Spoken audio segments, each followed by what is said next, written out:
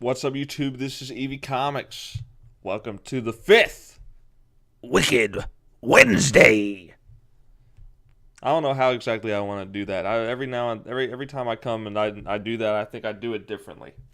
Every time I come on the stream, I feel like I do that slightly differently. I need to figure out the cadence in which to do that. I am very tired. I got I got an hour and a half of sleep Monday night. Or should I say, yeah, Monday night, and then last night I got like 4 hours of sleep. So I'm very tired. I think I got some kind of stomach bug or whatever keeping me up, and it is not fun. But you know what? I'm powering through it.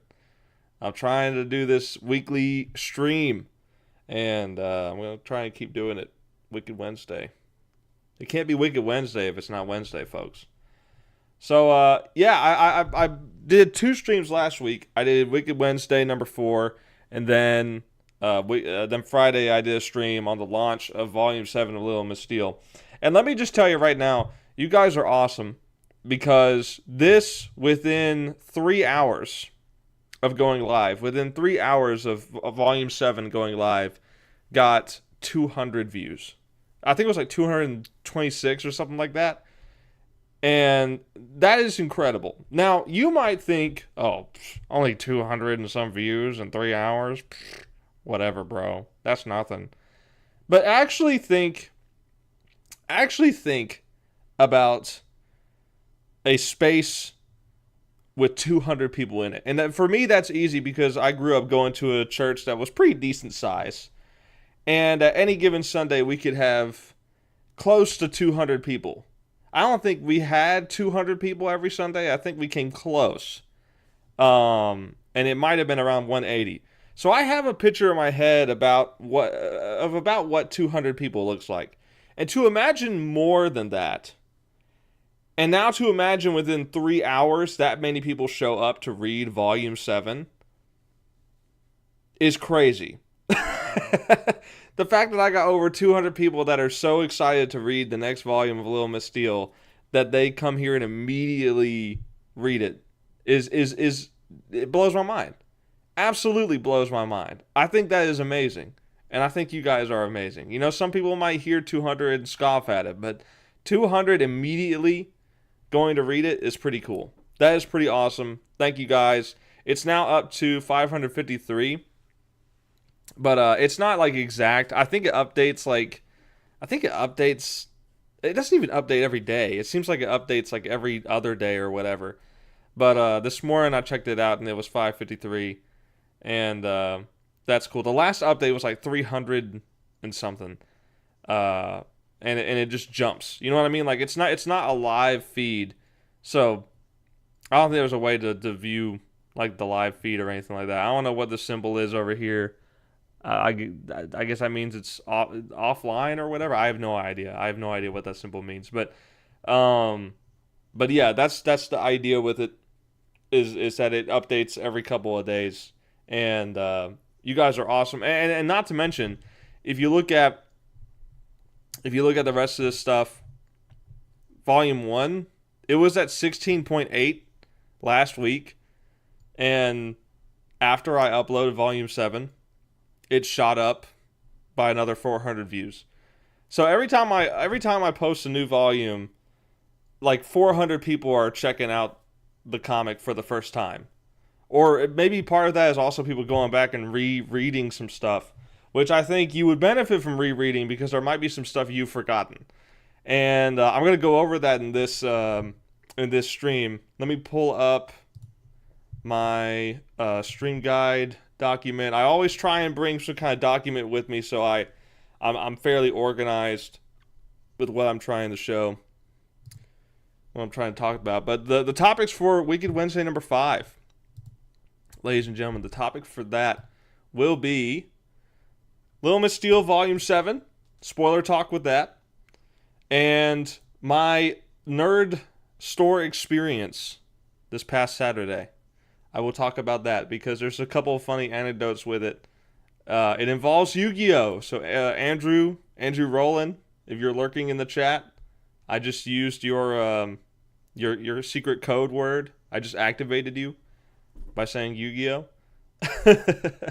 I have a funny story with that. A couple of funny things from it, but yeah, let's go ahead and get started. Let's look at Volume 7. That's pretty much it. Oh yeah, I guess I should also show you guys Ko-Fi. That's right. You can go. I guess I'm not logged in anymore. I guess I got to re-log in. But Ko-Fi, the bundles. I've been talking about these bundles for the past couple of streams. You can get volumes 1 through 3 and 4 through 6 for $35 each, or you can get 1 through 5 for $50. Once volumes 8 and 9 are up, there will be another bundle for that, which will probably be 1 through 4 for either $40 or $45. I'm not entirely sure what I want to do with that. It might be $45, just because it's the finale. So it might.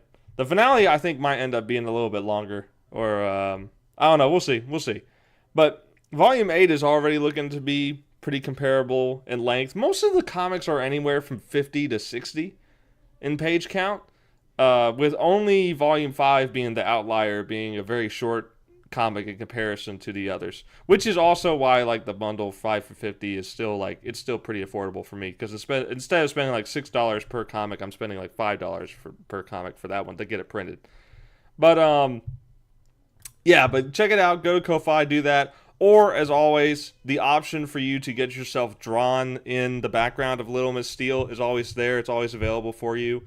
And you just tell me, you select that option and then message me and tell me where you want your character drawn, like what your character looks like and everything, and how I can do that. That's the idea with that. And I did that back with my first series, Demonico, on Webtoon.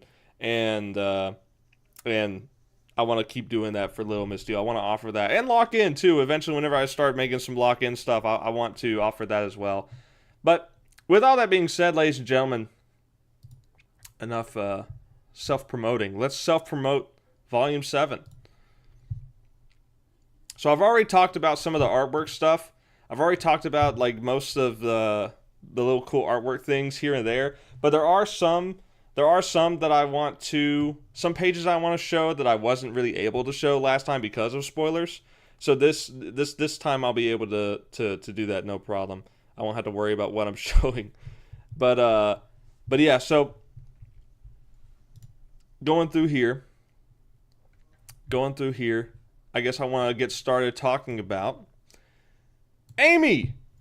Amy has powers, ladies and gentlemen. And this was actually set up in Volume 3. I actually have to go back and pull up Volume 3 real quick. This was the volume that was kind of a side quest involving the band and Amy getting tricked into signing a contract that gets herself possessed by a demon for an episode. And when she's possessed, when she's like kind of fully given over to the demon's control, whenever she's wearing this mask, she comes out here and she's got her guitar in hand, right? And so whenever she's addressing the band, she's like, "Hello, former friends of Amy Essence. Look what she can do." And when she starts playing the guitar, this barrel starts lifting. Face gets me every time. Chester gets smacked by the barrel and goes flying. And then she's playing the guitar and lifting the barrel and riding it like it's a hoverboard.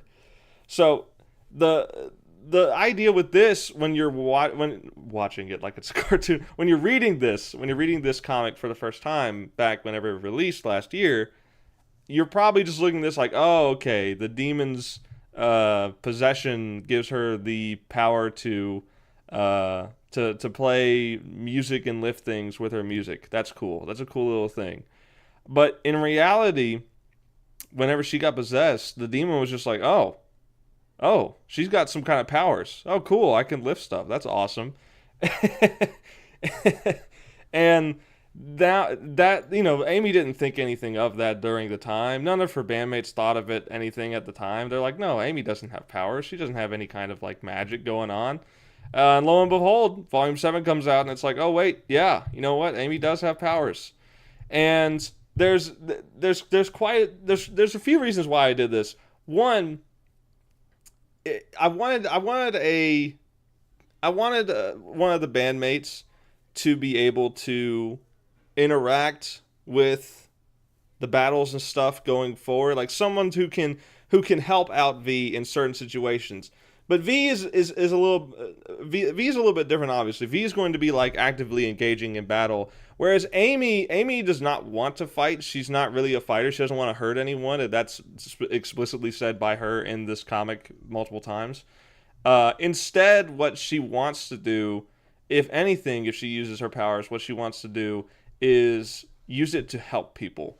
So if V is fighting some bad guys, right, and there's somehow a large chunk of debris goes flying into the air, like a car tire bounces off the road into the air, and it's about to come down and hit an orphanage, then she can she can use her music to catch the tire and gently put it down. If V gets launched into the air and is about to crash onto a little house full of baby kittens, orphan kittens, then Amy can lift a mattress and have V land on that instead of the kitten orphanage. So, so that's the idea with, it's a funny example, but that's the idea with Amy, is that she will more likely use her ability to move things for the sake of protecting other people, for the sake of catching people when they fall, stopping objects from falling and hurting people, stuff like that. She's not going to be an active fighter. She's more so going to be like support. You know what I mean? Like in Marvel Rivals, whenever you're playing Jeff, that's what she is, except not as bloodthirsty as Jeff. And the other reason why I wanted to do this, not just because of, having another bandmate to put into the action. The other reason is it's kind of hard to write supporting characters like this if they're not involved in the main plot. So Amy is not connected to death metal at all, right? She doesn't have any connection other than she is friends with V. That is her only connection, and so far, that's up until Volume 6, that's been the only connection all of the bandmates have had. But then Volume 6, and Volume 2 set this up, but Volume 6 revealed that LeJohn's mother is one of the most evil villains in the Little Miss Steel universe. And because of that, that's the reason he is who he is and why he's doing what he's doing, why he's helping V. Not just because they're friends, but because he's trying to not be like his mom. He's trying to help people. And that gives him a place in the story, but it still doesn't have him directly involved with the main plot, right? He's still not directly involved with the plot. And with him, by the end of Volume 6, spoilers for Volume 6, LeJohn gets his powers, gets his curse from his mother, and with her dying breath. That's what she does. And with that, now LeJohn has a place in the larger story, because now it's not just LeJohn is trying to stop his mom to help V out. No, now he's trying to figure out how to keep this curse hidden and not hurt anyone, even though he has to do it. And I'll talk more about LeJohn's arc later, but the idea is now he has become a main figure in the story. His story has become crucial to V, because V, obviously, this is whenever this happens, whenever she finds out, whenever the truth is spilled and LeJohn's secret is no more a secret, obviously that's going to change some things with the rest of the band. Obviously it's going to change some interactions and stuff, right? So that's one way that I can change the characters, but and make them more involved in the story. But what did Amy have, right? What did Amy really have? Amy didn't have anything. So I felt like I had to give her some sort of supernatural element, but I wanted to take it in a different direction. Whereas LeJohn's mother is a very wide known, very like world-ending level of villain. I wanted to scale it down a little bit and have a different type of villain for Amy to deal with her Aunt Lynn here. And look, I've had some readers say like, oh, the twist that Lynn was a villain was obvious. I'm like, really was it obvious? I mean, it's on the cover. It calls her Violin. You know what I mean? Like, what was it really that? Was it really that obvious? Yes. I did not write this to be a huge twist. I wrote it to be like something that you can definitely see coming. And it's not the twist reveal that makes the arc good. It's how Amy handles the twist and what her denial of her aunt says about her as a character. But also Violin, I'm very happy with that name. I'm very proud of that name. I think it's pretty good. But yeah, like it's more about like Amy's reaction to this and where her place in the heritage is, because I don't want to skip ahead, but the idea is the pages that go over the history of music and the witches that have used it in the past. Amy is now part of that heritage too. She's a part of that lineage now too, and she'll pass down this secret, this ability to someone else one day. And what will end up happening, or she might not directly pass it down, but someone in the next generation after her will have these powers, and she will have to teach that person one day how to use them. And that basically is, she is continuing the lineage, but she's doing it in a different way. Instead of using the powers for selfish reasons like Lynn, she is using them for the benefit of others. And she's choosing that despite what the heritage, what the history is, despite the fact that she is, a witch, which has a negative connotation. Despite that, she is choosing to use this gift for the betterment of other people. But as far as the other characters though, Chester is not getting superpowers. Okay, I already can acknowledge the criticism of it being awfully coincidental that two of V's best friends end up having powers. And while it's handled in two different ways, LeJohn does not inherently have powers. He is given them by Yvette in her final moments. Amy does have these powers. She just didn't realize it until Lynn showed her. And that it is handled differently, but yes, it is coincidental that two of V's friends, who V is also already superpowered, has two friends that are superpowered. I acknowledge that criticism. If you want to make that point and say that's bad writing, that's fine. But I don't think it is. I think it allows more. I think what you could complain about it, the complaints you can make about it, I think are outweighed by the fun potential that this has going forward. I think it's a lot more fun if Amy is able to do stuff in the fight, and if LeJohn is able to potentially do stuff in the fight too. So I think it makes sense. I think it's fine. I don't think it's that big of a deal.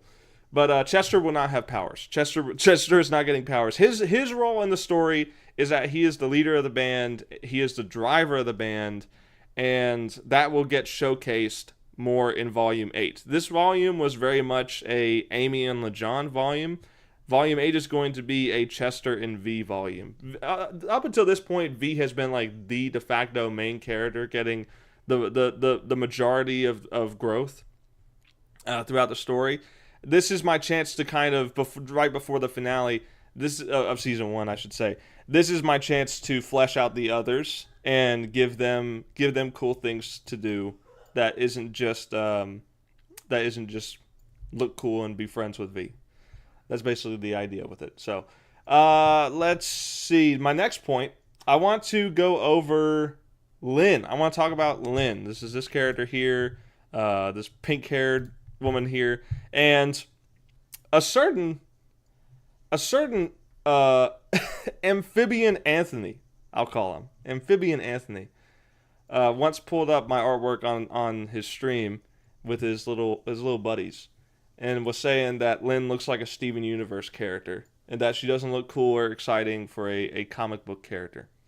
And while disingenuous, while he's obviously being disingenuous, and I do not consider his criticism at all, I can understand people looking at her and coming to that conclusion that, what the heck, I expect cool-looking characters, and then there's just fat, middle-aged character here that looks like... She has the woke haircut, you know what I mean? Like, she has the woke mind virus is taking over. Little Miss Steele, folks. Taking it over. And I can understand people looking at this and coming to that conclusion, just judging the character just right off the bat, just how she looks. But she is designed this way for a purpose. She is designed this way for a reason, and I couldn't properly defend this design whenever Amphibian Anthony made that statement. I couldn't do it then because I didn't want to spoil anything. I didn't want to reveal what her arc is, what her purpose in the story is. I didn't want to do that just because a guy said he didn't like the character design. If you go through, I'll show you this going through the pages here. We do be lagging, folks. We do be lagging. I don't know what's going on. Anyway, Lynn's outfit, right? You look at Lynn's design, her outfit. She's wearing a biker jacket. Dang it. Refresh. Refresh. It's not my internet. My internet's fine. Refresh. I command you. There we go. Yes. Okay. Lynn is wearing basically the same clothes that she's wearing in this flashback. And this is not just like a romanticized thought that she had of her and Eduardo. Like, no, this is an actual like flashback. This is how they looked back in the 80s. And Lynn looks exactly the same, right? She's wearing the same outfit. She's got the same hair, the same kind of earrings, same kind of makeup. She has changed 0% as a person from the 80s to now, except she's gotten older and fatter. And that's the whole idea of me drawing her this way. That's the whole point of me drawing her this way, is to visually represent the fact that she as a person has not grown at all from the 80s. She is stuck in the past, and she is still the rebellious teenager and doesn't care what people think. She is going to do whatever she wants to do because it's fun and because she has the power to do so. She has the right to do this. But also, she has this mindset because of her heritage, her backstory. When she's talking about the origins here, and I'll skip to that. When she's talking about this, she's talking about how her ancestor Melinda was in love with this Native American tribe leader. And if you know American history, you know where this goes. The Native Americans were pushed farther and farther west into the country until they really just didn't have anything left. And there's not a whole lot of Native Americans these days. There's definitely not a lot of, I guess, pure Native Americans. A lot of them are mixed race. And it's because there wasn't a lot of them left by the time we drove them further and further away into foreign lands that they didn't know how to live in initially. They had to adapt, and while some of them have survived, it was messed up. It's messed up. It's a messed up part of American history, unfortunately. But what it is Lynn is using this as sort of like, oh well, my ancestors had stuff taken from them all the time. I can use that. I can use my powers to take what I want for a change. And that was her takeaway from this story. And I don't have her outright say that, but you could come to that conclusion by actually reading what she's saying and looking at how she acts and kind of analyzing it. You can come to this conclusion when you think about it, that she has this mentality because of her heritage, because of the fact that her people had everything taken away from them. So she comes to that realization. She comes to that from hearing the story from her great grandfather, or her grandfather. Excuse me, it's Amy's great grandfather, and from then on, she basically has this outlook like, oh, I can just do whatever I want. And she learned this at a time where she was already a rebellious teenager, and because of learning this and and using these powers this way, she has been stuck as this rebellious teenager. And to go forward a little bit more in the story, M. Vanish is very similar. M. Vanish is deliberately a very similarly written character, though he is entirely not the main focus of the story. He, in this one page of backstory for him that I gave, his name... hold on.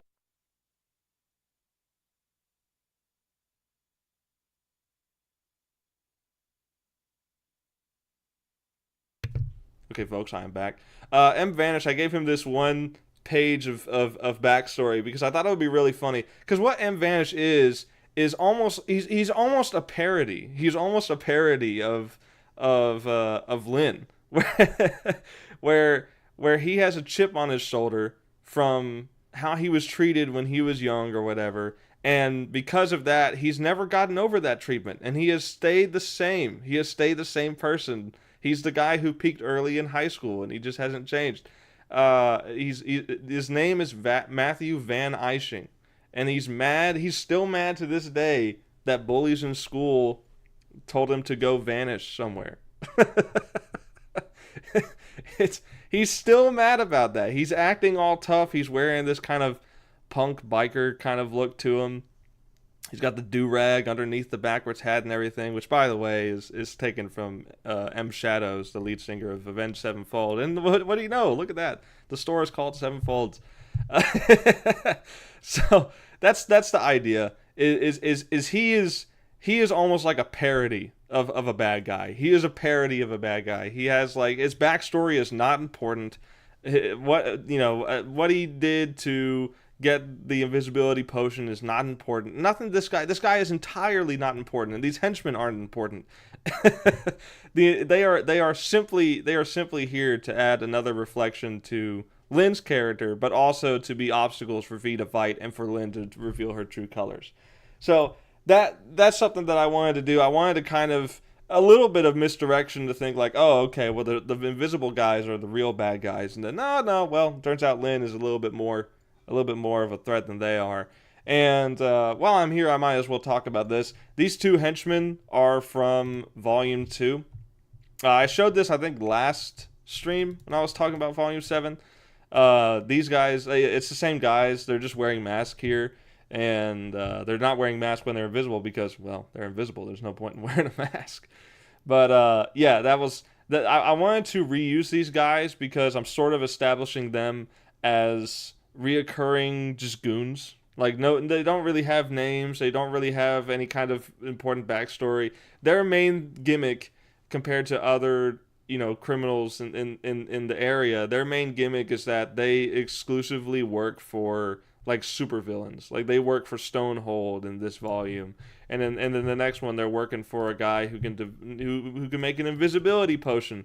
Which, by the way, the fact that M Vanish, this is another thing. The fact that M Vanish can make a potion that can turn himself invisible, and is instead of using that for some sort of scientific breakthrough and become famous off of that, instead of doing that, he's keeping it to himself so that he can rob banks.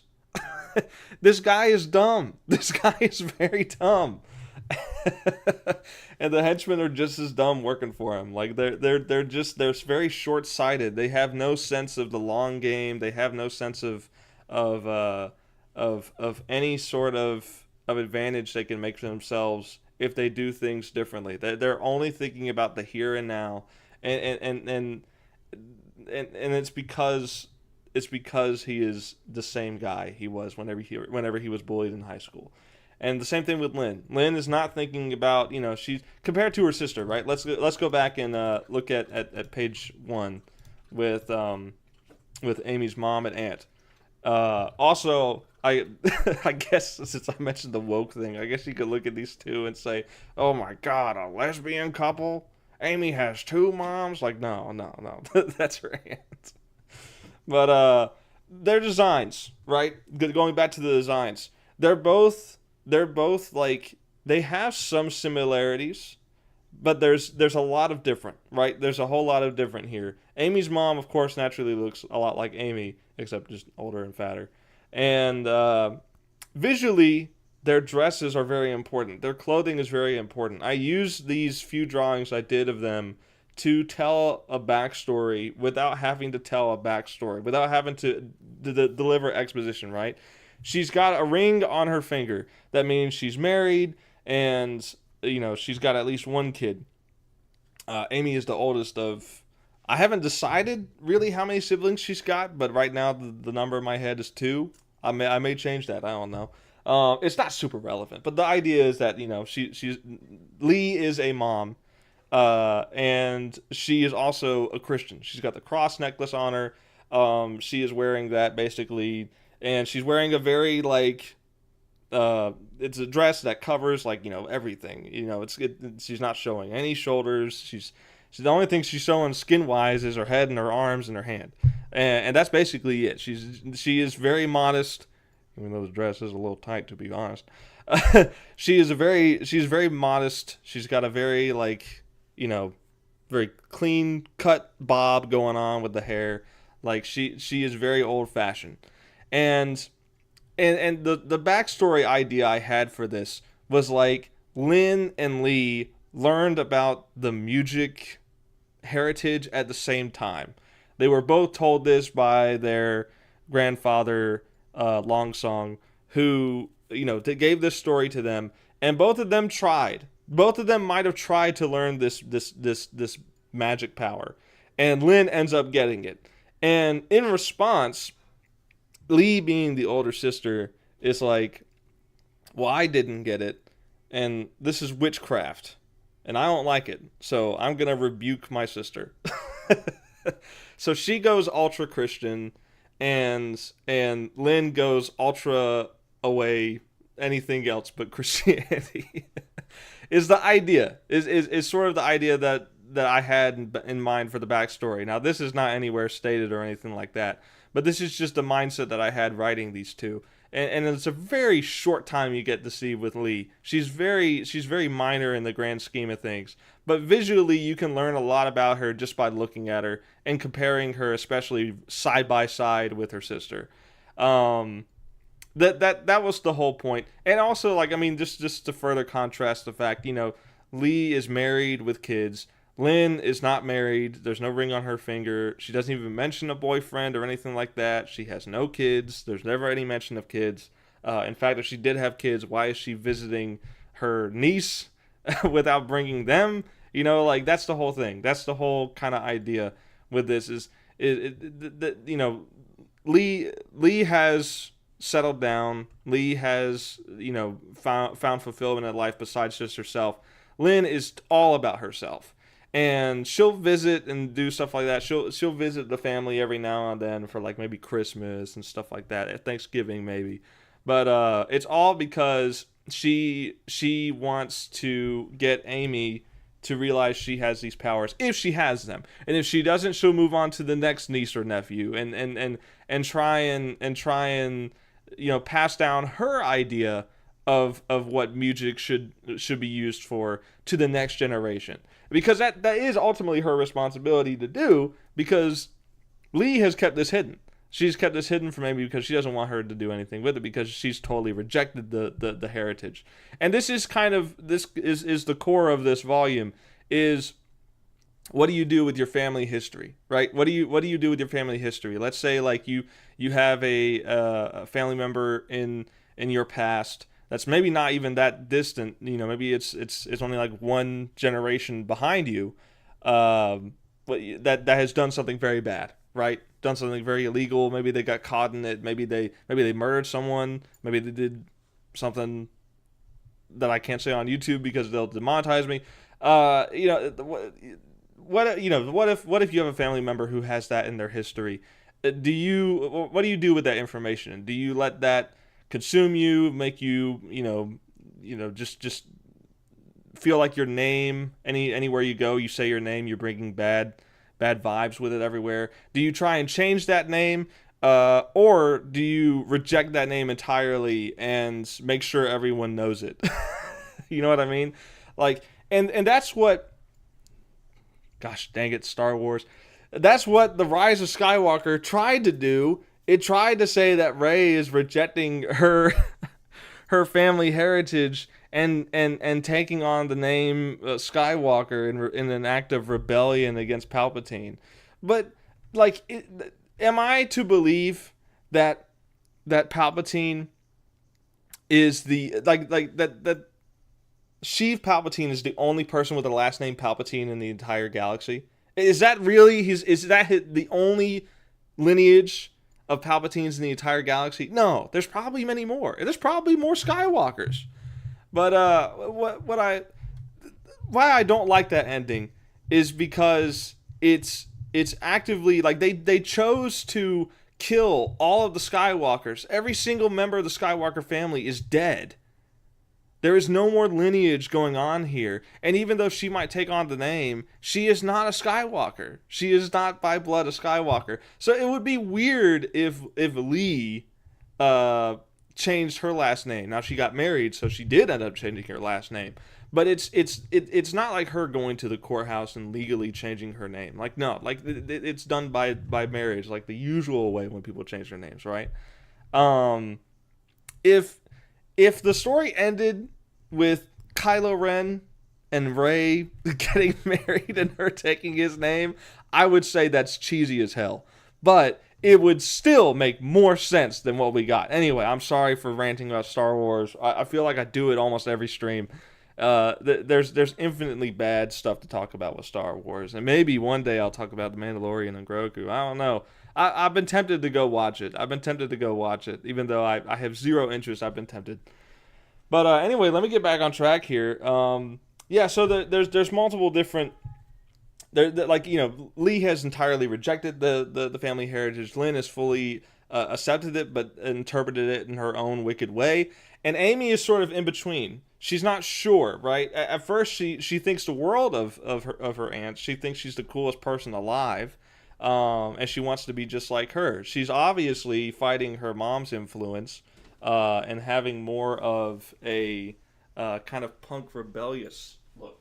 I tried to text you. Yours is downstairs. Thank you, brother. Brother has made food for me. Thank you. Can I get a +2 in the chat for brother?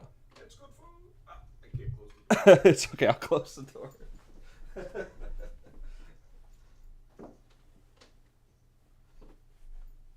But anyways, Amy is in this in between, and she's veering more towards her aunt. But as she figures out what her aunt really is, who she really is as a person, this begins to change.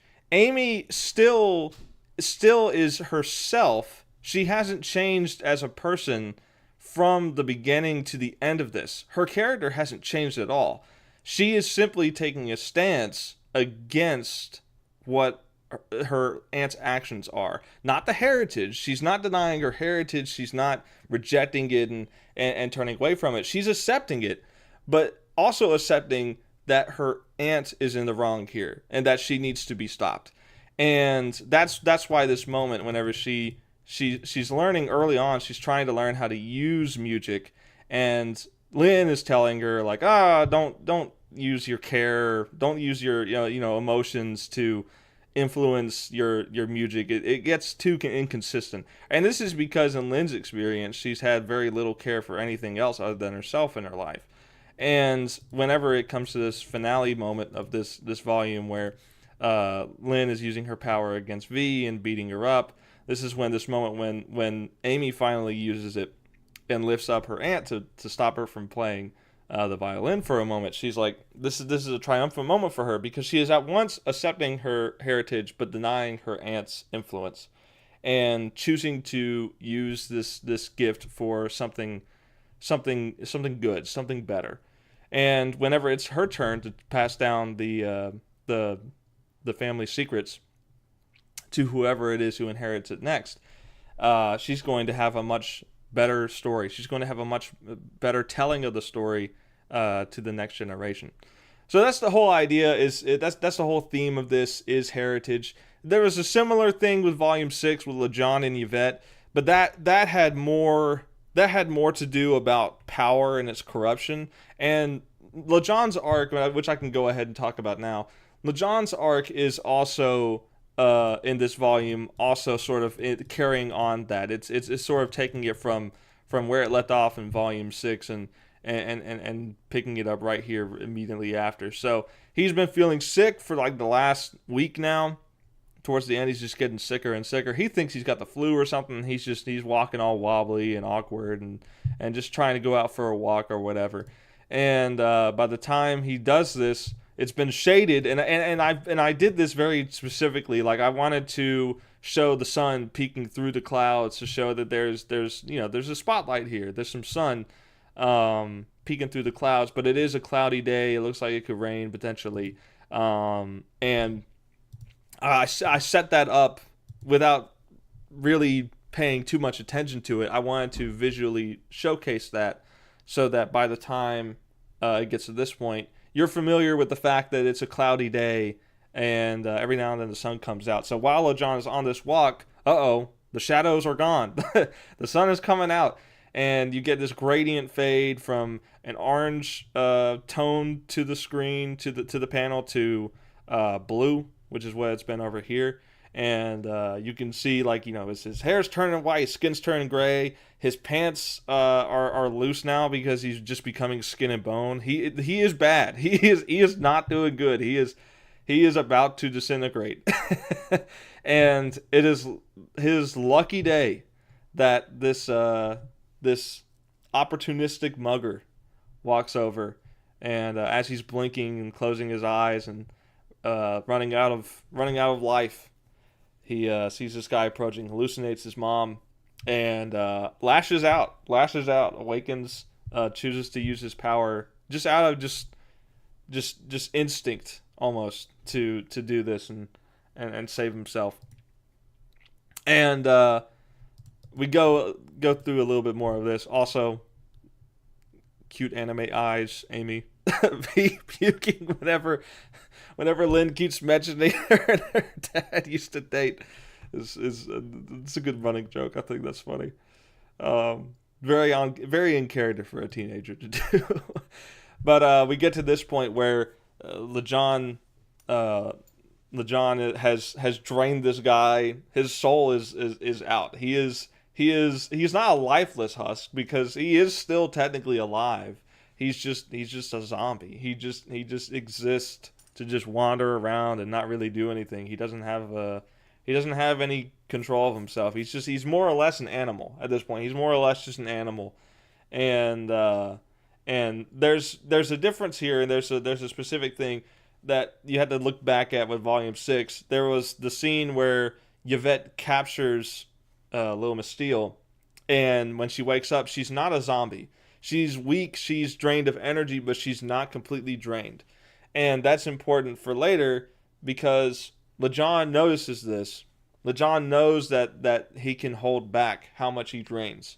And with this guy, just because of instinct, he just drained him completely. He is completely just out of it. And I put that little white, circle, breath looking thing coming out of his mouth to show that he's not dead. He's still breathing. He's just more or less an animal at this point. He doesn't really have any kind of motivation other than just walking around and stuff like that. He is a husk. He is a husk, but he is a live husk.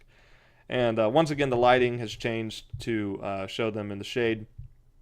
And he's hallucinating, seeing his mom in this rundown side of outside of the city of Phoenix, this rundown area. He's hallucinating her and lashing out in anger. He's rejecting the heritage, right? He is rejecting the heritage. He's trying to pull what Lee did and go a full 180, and that's what he did in Volume 6. He did this, but now he's been cursed. He can't get rid of this. He can't, he can't, he has to, from now on, he has to drain souls from people to stay healthy. He might live, but he will be miserable for the rest of his life unless he does this. And so now he's trying to reject it, but he can't. He can't do it anymore. And a little showcase of what him taking the souls means. It means he's got glass in his hand, but he's not bleeding. That's why he's looking down in horror. He's like, crap, I'm no longer a normal human anymore. And all the while his mom is laughing at him through the reflections. And this page right here, I almost didn't have the text at all in the page, and I was asking people, do you think this scene could work without the text? And a couple people said just leave the text in, so I decided to leave it in. I think it could potentially work without the text, but I listen to my other comic friends. I'll listen to them. But this old guy who's been living in this rundown trailer, could be homeless, could be his trailer, it's just run down or whatever. Uh, Hears the glass break and comes over and says, "Don't hurt me, please, sir. I don't got anything." And this is to show LeJohn like he's angry about this. He's red in the eyes, and then slowly starts to fade out back to his normal brown color. And this is a moment where he's like, I can't reject this. This is now part of me. I am a monster just like my mother. And that's a sad conclusion for LeJohn to reach. But that's what he reaches up until the ending here. Lynn ends up taking the money and that the Invisa gang were taking from the mall. She takes the invisibility potion, and after throwing V around the ball for a little bit, she ends up escaping by threatening to slam the couch down on her. Amy, of course, stops this, and she runs out of the mall to the bike and flips over the murder machine on its side. Chester makes a 180. Before, Chester was saying she was kind of hot and blushing at her, where now he's like he is Lynn's number one hater from now on.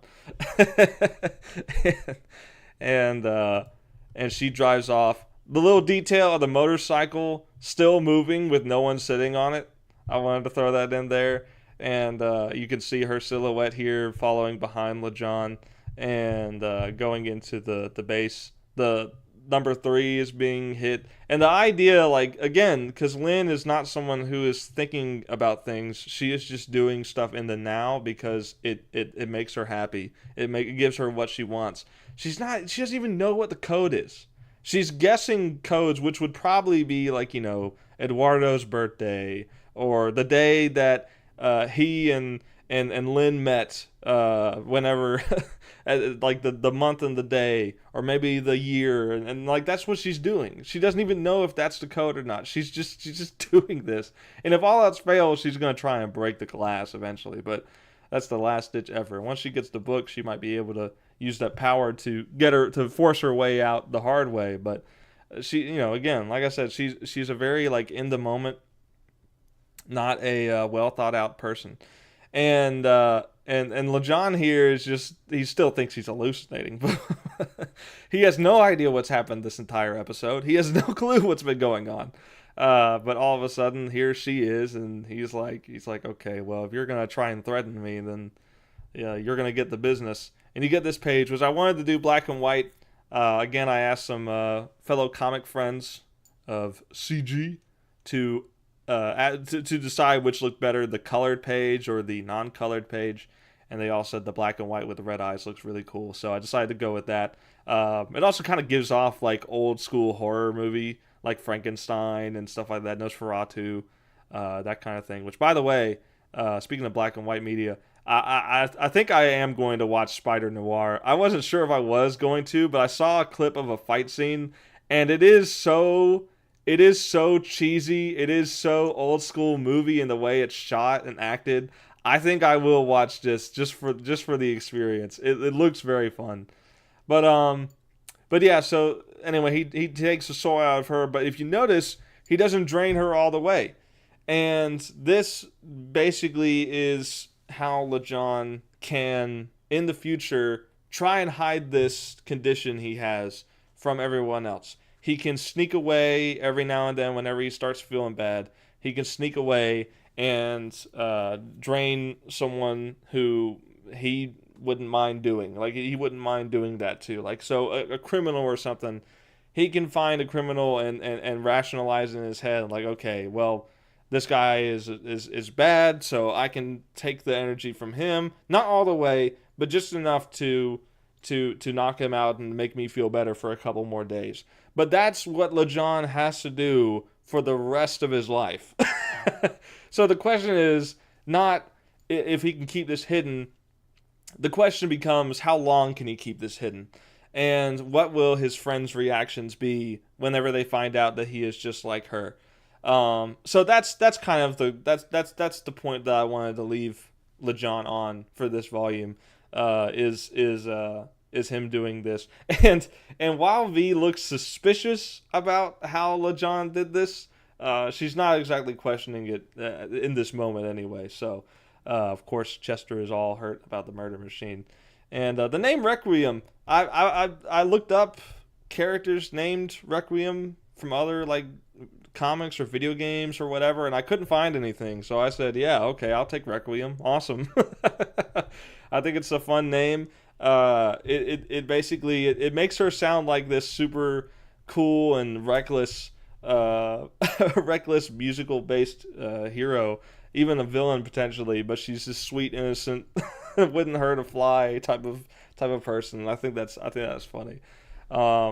Also, for those of you who follow the slice of life doodles that I do on DeviantArt, this background is the colored background that I use for the teacher character that I draw, and I figured I would do something like that as a little Easter egg for those of you who follow me from there and start and became aware of what I do because of that. I obviously put a lot more effort into this stuff, but if you guys follow me from there, this is a little Easter egg for you. But yeah, I want to do that. And oh yeah, and Good Noodle from the SpongeBob episode, the Good Noodle star. But yeah, and one last thing from V, basically telling Amy like no one's forcing you to be a hero. No one's going to force you to do that. You can totally never use music again, and it would not bother V. It would not bother any of them. They would never force that onto her. Like V had Eduardo and Miss Steele trying to force that onto her. So that's just a little thing to leave it on that I wanted to throw in there just to show V is not making the same mistakes that she feels like her parents made with her. So with that being said, that's essentially like the main things as far as this. Oh yeah, there is another detail where Lil Jon says I'm not a hero, I'm a monster, and there's a parallel here between Volume 7 and Volume 6 where Raymond in the power metal suit is confronting Madame Yvette, and she's taunting him and stuff like that, and she says you should have look who's playing hero again, you should have stayed retired. And he says, I'm not a hero, you're just interfering with one of my projects. This is a very similar line to Lil Jon, but the context around it is different. Raymond is choosing is choosing to not be a hero. He's choosing to use his ability, his intellect to build these suits for selfish gain, for selfish reasons, for the sake, like he's not trying to save Little Miss Steele. He's trying to keep her alive so he can later turn her into his next battery to to drain the blood of and turn into Titanite crystals. That's the whole reason why he's doing this. And in contrast, LeJohn is not saying he's not a hero in a way to declare that he's choosing the selfish villainous path. He's saying this because he truly thinks that this power he has, this curse, there's no way for this to be used for good, and society will look at him just like they looked at his mother, evident by the old man who was scared of him punching the glass in the window. Society will view him as a monster, is what he thinks. And that could be true, that could be false. It could be something that he's just forcing himself to think. But time will tell, right? Time will tell whenever that eventually gets revealed. But yeah, that's basically it for like the main plot, the plot of the volume 7 here. I've already gone over a couple of minor little details, like the 2 henchmen are from volume 2. And the reason I had someone ask me like she was wondering how the henchman knew that Little Miss Steele's weakness is that she can only steal up half her body. Well, in volume 2 and every volume, you only ever see V stealing up usually like her arms and her head and her chest. She doesn't usually steal up her legs unless it's time to kick, right? Or jump really big. And that is basically like, that's just observed. That's just observed by the criminals of Phoenix. And that, I feel like that's good enough of a reason for why the henchmen know this. But it's also like I, I've also heard a few people look at Little Miss Steele's design and think that her legs being orange is part of the costume. And I may have said this before, but I'll say it again here. The way I draw Mexican skin tone is very orange. And the reason why I do this is because if you have like if you go with like a more brown color, right? If you have a character who's half black, half white, the skin tone is very similar. And you look at the character, and unless I do very stereotypical facial features and outfits, you, you might look at that, and if I don't do that, you might look at that and say, oh, is this person like, black and white, or are they, are they Mexican? Are they potentially like, Filipino or something? Like, and to separate it, to differentiate it, I went more vibrant with the color for Mexican skin tone. So V, I did this with Simon in Demonico. He's very orange, and I think V is less orange than Simon. I think I toned down the vibrance from Demonico to Little Miss Steel, but that's just a creative choice. That's just a style choice that I decided to do. But yeah, that basically sums up everything as far as Volume 7.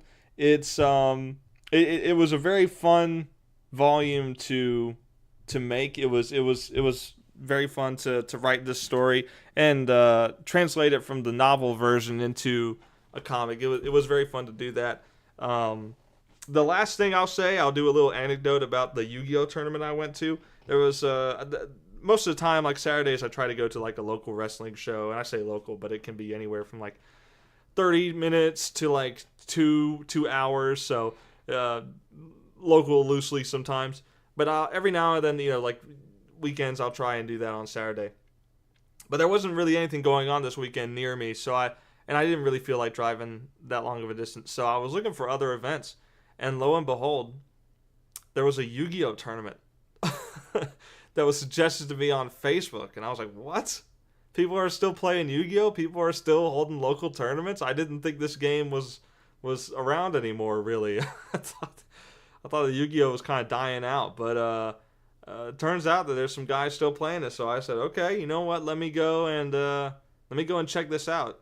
So I went. I took a deck that I haven't played in like 7 years, and I took that with me and I played. Of course, I lost every game, but I got to meet a couple of the guys, and they seem pretty chill. They seem pretty cool. A couple guys gave me free cards, like gave me just a bunch of free stuff, and it wasn't just like free garbage. Like, no, it's actually like good cards that they were giving me, and I was like, thanks. I don't know. Are you generous with every new person who comes in here? Because if the idea is to give me free stuff to keep me coming back, then congratulations, they succeeded. I will be coming back next weekend. But that's yeah, it was a fun experience. The other two anecdotes from that were there was this guy in the back room playing on a pinball machine, and every time he smacked the flippers to hit the ball back up, the lights in that room would flicker a little bit. Don't know what's up with that. But I also met the owner of the store. It's kind of like it's a card game, like Warhammer figure makers, comic book, video game store. It's kind of like everything nerdy. And the comic book section, it's kind of a smaller section. And I was talking to him. I said, how much do you really care about comics? And he was like, yeah, it's not the main focus, but it is something we keep in there for some of the collectors that might want to find some old comics and add to their collection and stuff like that, or donate, and we just put it on the shelf.